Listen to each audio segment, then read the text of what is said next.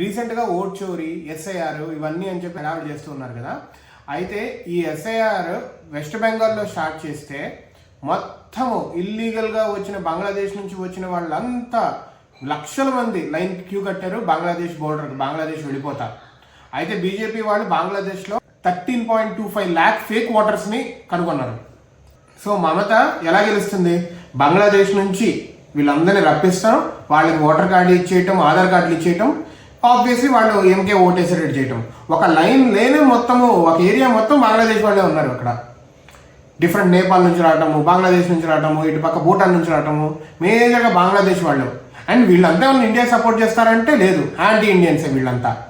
So ఈ SIR ఏదైతే Congress start చేసిందో, ఐఎన్డిఐఏ కూటమి వీళ్ళు స్టార్ట్ చేశారు కదా, వాళ్ళకే రివర్స్ పడబోతుంది. We have to see. మొత్తానికి బీజేపీ వాళ్ళైతే వెస్ట్ బెంగాల్లో 13.25 fake voters list, Rahul Gandhi ఇంత పైలు తీసుకొచ్చారు కదా, వీళ్ళు ఇంత పైలు తీసుకొచ్చి ఇప్పుడు చూపిస్తున్నారు మొత్తం. We have to see how this whole drama goes.